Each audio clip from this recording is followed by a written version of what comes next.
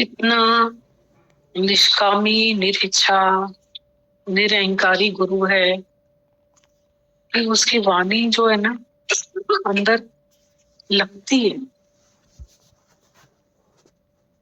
ऐसा नहीं है यहाँ कोई स्त्री बैठा है, यहाँ कोई पुरुष बैठा है, और जिसमें जो ऐब होगा ना सबको लगती है। ये सुनाई नहीं देता है कि स्त्री के लिए बोला है या पुरुष को बोला है, पर हर एक को अपने लिए वो वाणी लगती है।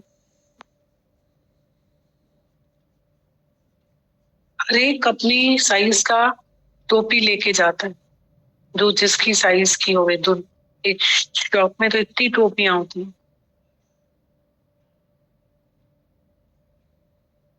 और मतलब जहां से वो बात कर रहे हैं माता भगवान, जो उनका अंदाज है बात करने का,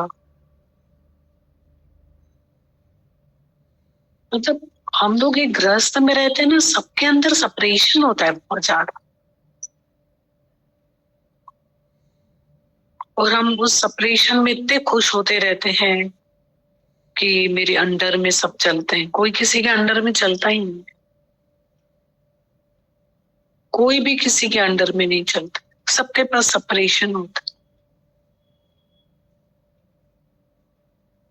और जो सेपरेशन होता है वो अपना काम करता है। ये हमको गुरु बोलता है कि तुम एक दूसरे के गृहस्थ में रहकर एक दूसरे के प्रेम के हकदार बनो। लो विंस लो।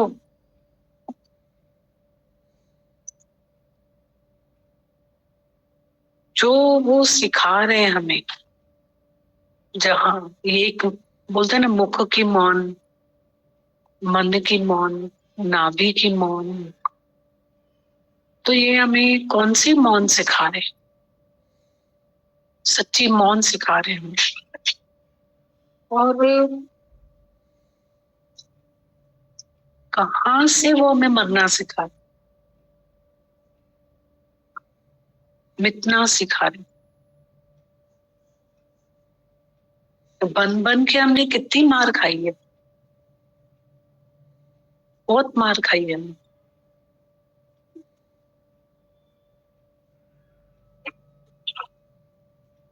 तो अभी हमको मिटना सिखा रहे गुरु।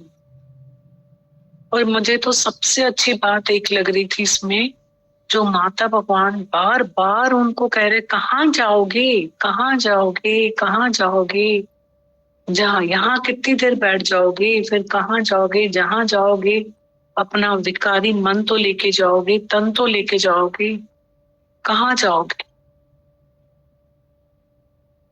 जे घर के न छो, गुरु अजे दर के न छो। कहाँ जाओगे बोल रहे थे माता भगवान, कौन से जंगल में जाओगे? वो सन्यास ने तो सन्यासी चोला पहन लिया और अपनी वाइफ को माता जी भी बुला लिया, पर कर्म तो बदला ही नहीं। हमारा गुरु बोलता है तुम कर्म को बदलो। क्या तूने कर्म का साधन बदला है? मंदिर जाने वाले बता, क्या तूने जीवन बदला है? फिर माला की मणकी, क्या तूने खुद को बदला है? क्या तूने कर्म का साधन बदला है?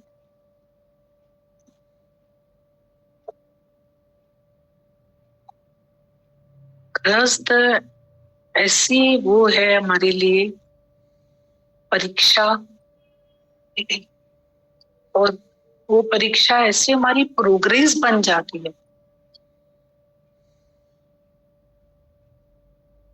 माता भगवान बोल रहे थे, ये हाथ ऐसे बोल रहे थे, किसी के ऊपर उठाओगे ना तो फिर बोला तुम बीमारी लगेगी आकर।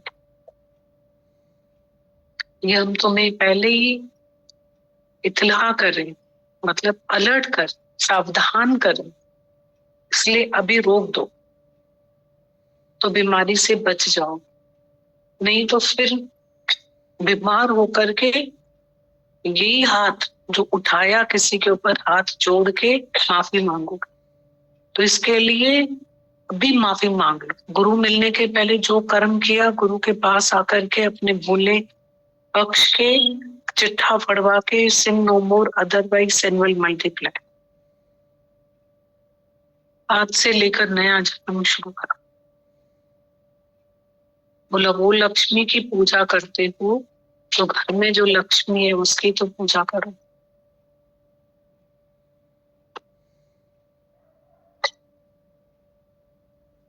और कहाँ से हमें ना माता भगवान डिसॉल्व होना सिखा कि डिसॉल्व हो जाओ। By death from your guru and by poverty from your guru. गुरु से मौत खरीद करो और गुरु से गरीबी खरीद करो। वह मस्त फकीरी दे मुझको, शब्दों की परवाह न। न मैं किसी का शाह बनूं, न मेरा कोई शाह। चाहे घर घर में सत्कार हो, चाहे घर घर में तिरस्कार, दोनों में समानता है। तो लॉजिकली बता रहे थे कि वो किचन में चूल्हे में खाना बनाती है और उसको तुम कॉपी बनवाते हो कि तुम हिसाब लिखो, और तुम पर स्त्री के पास जाते हो, शराब पीते हो,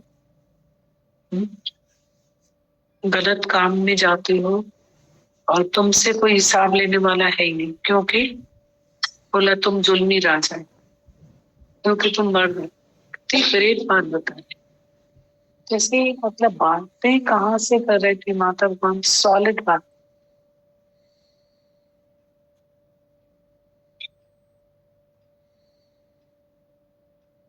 बहुत। और हमारे माता भगवान बहुत मतलब पुरुष के लिए जो बात कर रहे थे, सेम टाइम पे वो स्त्री के लिए भी बहुत बात करते, बहुत अच्छी अच्छी बातें करते हैं। कि जैसे घर में बहू है और बहुत उनको खराब लगता कि अगर आप ठीक नहीं हो, वहां पे भी आपकी करोड़ों की जबान को आप हार देते हो।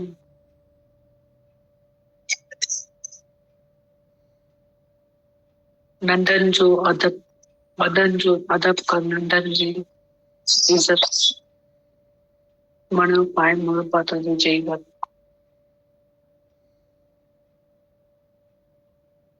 बस यही लगता है कि हम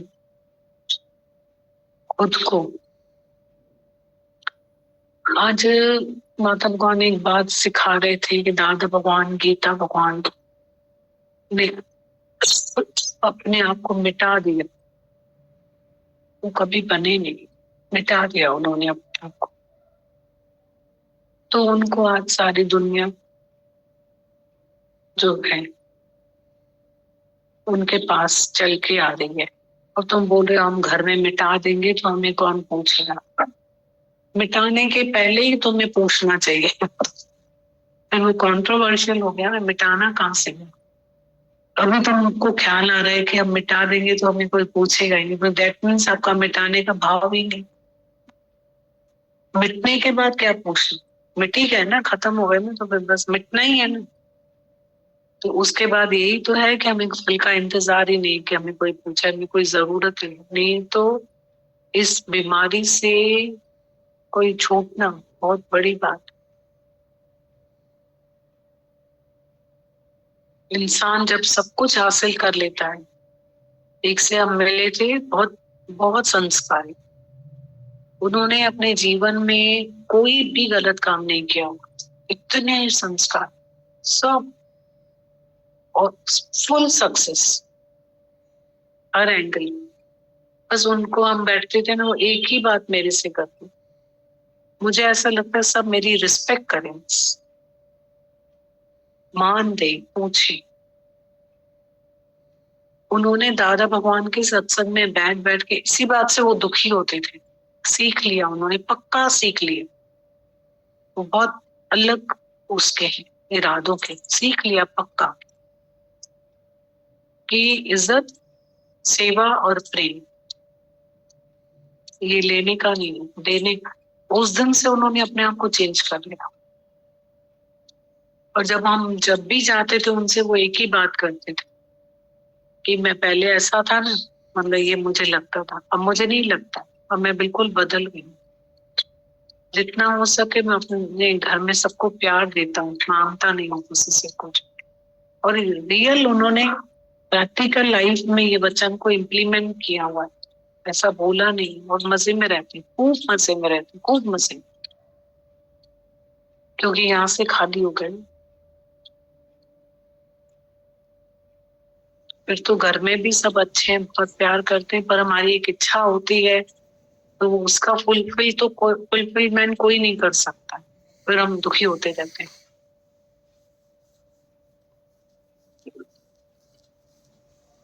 कोई बहुत एक भी कोई पॉइंट लेके चलता है ना और चेंज करता है अपने आप को, माला माल हो जाता है। कोई भी एक पॉइंट लेके जाए, कोई भी एक पॉइंट, पर उसमें अपने आप को ट्रांसफॉर्मेशन में लाए तो हम सच में माला माल हो जाएंगे। कोई भी एक पॉइंट। सत्संग तो रोज तरह तरह का चलता है, क्या क्या सेवा गुरु हमारी करता है रोज आके।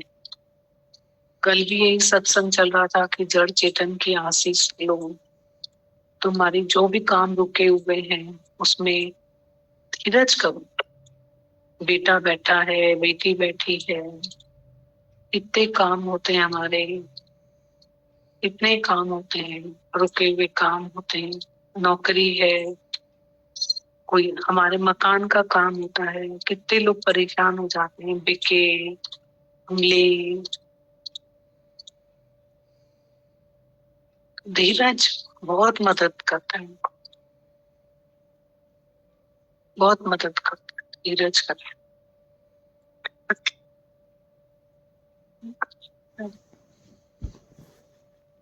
माता भगवान ने हैप्पी दीपावली, दीपावली पे माता भगवान ने लक्ष्मी भी बोला और धनतेरस भी बोला और दिवाली भी बोला, सब बोले, पर किस अंदाज में बोले। हाँ, हमें वो अच्छा लगता है ना, कोई मीठा मीठा करके बात करे कि हैप्पी दीपावली और सब। क्यों हमने अपने घरों की सफाई नहीं करी क्या दिवाली के पहले? सबने करी, तो हमारी भी तो सफाई करने आई ना माता भगवान कि पहले सफाई कर लो फिर दिवाली सेलिब्रेट करो। तो हमारे घर की सफाई नहीं होनी चाहिए? गुरु हमारी सफाई नहीं करे, फिर बोलेंगे सब सीधी बात करें ना हैप्पी दीपावली। कहाँ कहाँ की बातें लेके माता भगवान आ गए। साल भर भी यही बातें करते हैं, अभी भी आज भी यही बातें कर रहे हैं। अब तो मिठाई खिलाएं हमको, सच्ची मिठाई है ये,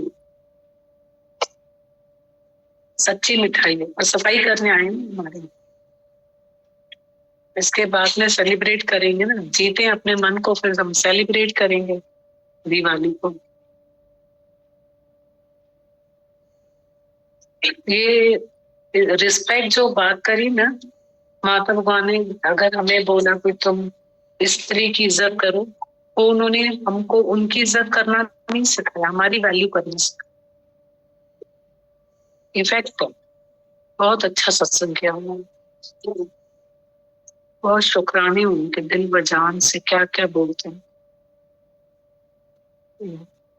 लेटर भी मौन पे है माता भगवान का, जो पढ़ा था उसको पढ़ा।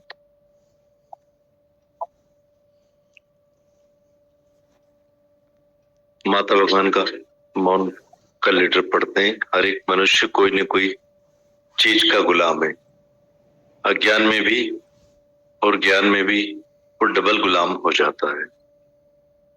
कोई समझाएगा मौन करो तो मुंझ जाएगा, खिंच जाएगा मन, और जिसने मौन रखने को कहा है उसमें 100 अवगुण देखेंगे, क्योंकि उस समय अपने में कंट्रोल नहीं रहता। जो हमें पड़ी है कि मैं कुछ जानता हूं, उसका अहंकार भरा पड़ा है, तो वो निकल आता है कहां जाए। माता कहते हैं हर एक मनुष्य कोई न कोई चीज का गुलाम है, अज्ञान में भी और फिर ज्ञान में भी डबल गुलाम हो जाता है। कोई समझाएगा मौन करो तो मुंझ जाएगा, खिंच जाएगा मन, और जिसने मौन रखने को कहा है उसमें भी 100 अवगुण देखेंगे, क्योंकि उस समय अपने में कंट्रोल नहीं रहता है। जो हमें पड़ी है कि मैं कुछ जानता हूं, उसका अहंकार भरा पड़ा है, तो वो निकल आता है कहां जाए। मैं जीव हूं, बंदा गंदा हूं, यह मुझे याद है। इस ऊंट वाले अहंकार को गुरु भी नहीं तोड़ सकता है। जिसने मौन करने को कहा उसी में मन अवगुण देखेगा और बोलेगा कि इतनी मौन क्यों करवाता है गुरु, मैं भी तो कुछ हूं, ये देह की रुकावट है। इस ज्ञान में जीव भाव की वजह से इंसल्ट फील होगी और अंदर दुखी होगा कि गुरु ने इतनी भरी सभा में मेरी पगड़ी उछाल दी, ऐसा गुरु को नहीं करना चाहिए था, वगैरह वगैरह ख्याल मन में आते हैं। जीव भाव पड़ा है, सीखने के बदले अवगुण देखते रहेंगे। ये जीव भाव का पर्दा आगे रुकावट बनकर खड़ा रहता है। अगर सीखने की खिड़कियां हम बंद कर देते हैं, बाकी सिखाने के लिए हम हर वक्त तैयार रहते हैं। तू करता तू भया, मुझ में रही न मुंह, आपा पर का मिट गया। यह रियल कोटेशन उस समय भूल जाता है। आशा तृष्णा ना मरी, कह गए दास कबीर, इच्छाएं तृष्णाएं सब गुरु आकर निकालता है। पर फिर अज्ञान का अहंकार आ जाता है कि मैं कुछ जानता हूं। यही जानकारी हमें जन्म मरण के चक्कर में ले जाती है। शुभ इच्छा भी आग जैसा जलाएगी, इसलिए इच्छा मात्रम अविद्या। हे अर्जुन, शुभ चाहे अशुभ इच्छा दोनों का त्यागी ही मुझे परम प्यारा, ऐसा कृष्ण भगवान ने गीता में अर्जुन से कहा था। जैसे अज्ञान खराब है वैसे ही ज्ञान का अहंकार खराब है, क्योंकि डबल हौमे में लाने वाला यह अहंकार है। जिस वक्त तुमको मौन करने को कहा जाएगा तो मन मुंझ जाएगा, मेरे आगे बैठ नहीं पाओगे। डॉक्टर जब बीमारी में मौन करने को कहेगा तब रोना आएगा कि अब मैं क्या करूंगा। मौन में बैठता हूं तो मुझे मौन खाता है, मैं बैठ नहीं सकता हूं। फिर डॉक्टर के कहने पर कोई लाचार वश मौन करेगा भी तो किसी न किसी को बताने के लिए सामने बुलाएंगे कि अब तुम कुछ बात करो। इससे साबित होता है कि ज्ञान सिर्फ कानों तक ही रह गया है, क्योंकि कानों से ही सुना है। तुम खुद ज्ञान स्वरूप हो। ज्ञान तो तुम्हारे नस नस में खून जैसा दौड़ना चाहिए। इसलिए ज्ञान में तुम्हारा सारा जीवन पहले से ही है। ज्ञान कोई बुलाने की वस्तु नहीं है। ज्ञान सिर्फ सुनना और बोलना नहीं है, पर ज्ञाता ये ज्ञान ध्याता ध्येय ध्यान अनुभव में लाना चाहिए। गुरु के महावाक्य मान के देखो तो कितनी न मौज है। ओम शिव ओम ऐसा कच्चा वाक्य गुरु का नहीं है जो बात करने से भूल जाए। ये कोई कच्चा रंग नहीं है जो उतर जाए। ज्ञान इतना कच्चा समझा है क्या, जैसे कपड़े का रंग जो फेड हो जाता है। इसलिए जहां भी जाते हो अपना इतना मूल्यवान ज्ञान मिनट में गंवा कर आते हो। मौन में बैठ नहीं पाते हो। अंतर्मुखी सदा सुखी, बहिर्मुखी सदा दुखी, मता पाण खेल जाई। कुछ तो गुरु की कदर करें, कुछ अपनी कदर करें। सीखने की खिड़की सदैव खुली रखें। सीखने का गुण धारण करो। गुरु की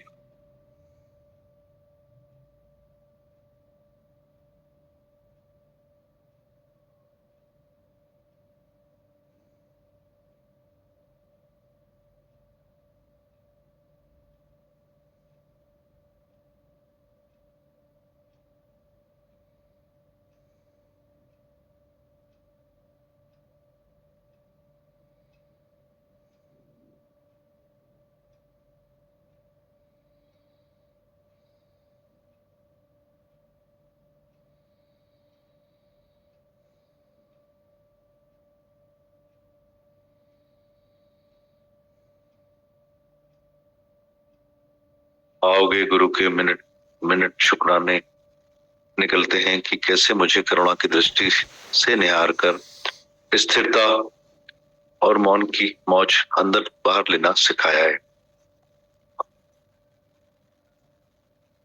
जिस एकाग्रता और मौन के लिए ऋषि मुनि योगी तपस्वी गुफाओं में, जंगलों में, आश्रमों में जटाएं धारण कर समाधि के लिए जखना जाल में पड़े हैं, जबरदस्ती मन को मुक्का लगाने की कोशिश कर रहे हैं कि ये इच्छा क्यों की, दूसरी चीज की इच्छा क्यों की। माता कहते हैं आगे, महफिल और मातम में एक समान रहो। आज महफिल है, कल एक भी ना हो तो भी तुमको विक्षिप्तता ना हो। ठाठार की बिल्ली के जैसे तुम्हारे कान केवल सुनने के आदी हो गए। ज्ञान अज्ञान दोनों को भुलाओ, नहीं तो बहुत दुखी होंगे। छोटा बच्चा भी आकर सिखाए तो उसको भी भगवान जानकर उसमें से गुण उठाओ। गुण ग्राहक दृष्टि से ही सीखेंगे। भगवान कितने ही अनेक रूपों में आकर सावधान करता है। इस वक्त समझो तो उधर भी गुरु ही मुझे मौन सिखा रहा है। मन तू अब भी मौन क्यों नहीं करता है? जितना बोलना पसंद आता है उतना मौन भी पसंद आना चाहिए, नहीं तो जैसा ज्ञानी कोई न कोई आदत का गुलाम है, वैसे ही ज्ञानी भी हुआ। साधारण तौर पर देखा जाए तो महापुरुष, जज, बैरिस्टर्स, प्राइम मिनिस्टर सब कितना कम बोलते हैं। ये मौन तो है सोन, इसलिए बोलकर अपनी वैल्यू क्यों कम करते हो? दादा भी वक्त ब वक्त मौन है, मौन के लिए कहते रहते हैं, पर सब ऐसे बहरे टट्टू हैं कि एक को भी असर नहीं होता कि मौन क्या है। ये दुख और अफसोस बड़े में बड़ा है कि सच्चा मौन व्रत अंदर और बाहर किसी ने भी समझा नहीं, और न ही किसी को मौज में देखा है कि मौन में ही सच्चा, कि मौन का सच्चा लुत्फ क्या है। ऐसा भी नहीं है कि सिर्फ आपके बात करने से किसी को ज्ञान लग जाए, पर आपके मौन में भी ऐसी अनोखी शक्ति है जो बात करने से भी अधिक असर कर सकती है, पर कम नहीं। रमन महर्षि जैसा मौन का लुत्फ माण के तो देखो। किसी सुंदर स्त्री को देखकर विश्वामित्र की तरह शिव जैसे मोहिनी रूप के आशिक को अपनी सारी की हुई कमाई गंवा देते हैं, पर सहज योग गुरु का दिया हुआ पल पल याद रहता है कि कैसे मन स्थिर कर दिया है। आज ही खबर पड़ी कि ये सब मेरे प्यारे प्रीतम गीता भगवान और दादा भगवान की मेहनत का फल है। सच इस दिल से तेरी याद भुलाई नहीं जाती। पहले जब मंदिर में जाते थे तो मूर्ति का दर्शन कर प्रसन्न होते थे, क्योंकि मूर्ति मौन और शांत स्वरूप प्रिय लगती थी। पर जब तुम भी मौन और शांत हो जाओगे, सच्ची मुस्कुराहट चेहरे पर हर वक्त रखोगे, तो सारी दुनिया आकर तुम्हारा दर्शन करेगी। न किसी को मजबूर करो, न सिर्फ किसी से मजबूर हो। मेरी मौन भी तुम्हारी आजमाइश की निशानी है कि तुम भी मौन कर सकते हो कि नहीं। पर देखा गया है कि तुम मेरे आगे आकर कोई न कोई बात जरूर पूछोगे शरीर के बारे में, या तो हमारी शक्ल देखोगे कि नाराज तो नहीं, इसलिए ज्ञान से बोलते हैं। मुझ पर मेहर करो और अपने को जांचो कि तुम कितने न माया के गुलाम हो। ये मुख रोग की बीमारी है, जल्दी इस सुजाग हो जाओ। दादा सच कहता है कि कोई हाथ जोड़ेगा तो हमको भी हाथ उठाने पड़ेंगे। हम तो भगवान हैं और देख भी भगवान रहे हैं, फिर हम किसको हाथ जोड़ें? मुझसे बात करने की शुभ इच्छा तुम समझते हो, पर जब दुखी होते हो तो ये शुभ इच्छा एक अशुभ इच्छा से भी ज्यादा दुखदायी है। क्यों नहीं अपने ऊपर कंट्रोल करते हो? कल एक औरत के बेटे ने कहा, मेहरबानी करके हमारी माँ को अपने सत्संग में बुलाएं, हम रोज भाड़ा खर्च करके उसे भेजेंगे, चाहे हम पूरे सारे हैं। हमें पता है कि उसे बकबक की बीमारी है। ऐसों को उसके घर वाले हमारे दरवाजे पर छोड़ जाते हैं। जिनको सांप की तरह दूध पिलाकर मोटा किया है, वो आज हमारी बेइज्जती इसलिए करते हैं क्योंकि हम बोलते रहते हैं, बड़बड़ करते रहते हैं, इसलिए आज उन पर बोझ बन गए। घर वाले समझते हैं जान बचे लाखों पाए, इसलिए खराब फल कन्या को देते हैं और कहते हैं कि कन्या को खिला रहा हूं। ऐसे ही तुम्हारे संबंधी भी तुम्हें निकम्मा समझकर तुम्हें सत्संग के दरवाजे पर फेंक जाते हैं। इस कब्र में आकर भी नहीं सुधरे और मौन नहीं रख सकते, तो फिर बाकी किधर सुधरेंगे? डॉक्टर भी निराकार से साकार होकर आया है तुम्हारी आजमाइश लेने के लिए कि बीमारी में मौन करो, पर सुना अनसुना कर तुम अपनी ही मौज मस्ती से बोलते रहते हैं। मेरे लिए तो बोलना और मौन दोनों एक ही है, क्योंकि अपनी हालत में राजी हूँ। मैंने ही तो अपना यह खेल रचा है, पर तुम न अपने को पहचानो, तुम न अपने को पहचानते हो, न डॉक्टर को, न मुझे पहचानते हो। पांच डारण आयो सो बलि आयो, कम न होयस ब्यो क्यों, इत अदा कम न होयस ब्यो। मैं बीमार नहीं हूँ, तुम बीमार हो। अपनी बीमारी उतारने की कुछ सोचो कि क्यों मन विक्षेपित होता है और मौन करने से तुमको नाच नचाता है, दुखी सुखी करता है। मन की बीमारी यानी गुलामी, इससे छूट जाओ, जो सारी उम्र एक भी अक्षर किसी से व्यर्थ बोलने की जरूरत ना पड़े। खुद में तुमसे लाचार होकर बात करने आऊं। भजन तो बहुत सुर में गाते हो कि मैं अगर देखूं तो देखूं, तुम न मुझको देखना जी। ये भजन वक्त पर भूल जाता है क्या, जो मेरे से बात न करने से दुखी होते हो। सारी उम्र बोलते रहे तो कौन सा सुधारा हुआ है। तो आज देखने में आता है। मैं तुमसे नाराज नहीं हूं, पर तुम अपने से नाराज हो। अपने पैरों पर खुद कुल्हाड़ी मार रहे हो। तुम यह क्यों नहीं समझते हो, फिर तो तुम खुद खुदा हो। सब आवाज बंद करोगे तभी अनहद का शब्द बजना शुरू होगा। जैसे उस लड़के ने सबके साथ गाना गाया तो माँ को सुनाई नहीं दिया, वैसे ही जब तुम सब आवाज बंद करोगे तो अपना जवाब, अपना सुंदर आलाप आत्मा का सुनोगे और मौज ले पाओगे। मन को हर हालत में एडजस्ट करना सिखाओ तो तुम देखोगे कि जो आज तुमको मेरा बताना पसंद नहीं आ रहा है, वो आगे चलकर बहुत अच्छा लगेगा। मन ही थे मन मानिया, ना कुछ मरे न जाए। आज के लिए ये मौन का पाठ काफी है। मन को चुप का सबक सिखाओ कि मन तू ज्योत स्वरूप है, अपना मूल पहचान। मन जो समझदार होंगे तो हमेशा के लिए समझ जाएंगे, नहीं तो बकरियों के आगे बाजा बजाते सालों साल हो गए हैं, उन पर कोई असर नहीं होता। मैं तो आज भी अपने को ही बता रहा हूँ कि साधु चुप का है संसारा। ये सुनहरा मौका मिला है मौन में रहने का और ज्यादा अभ्यास करने का। हरकत में बरकत है माता।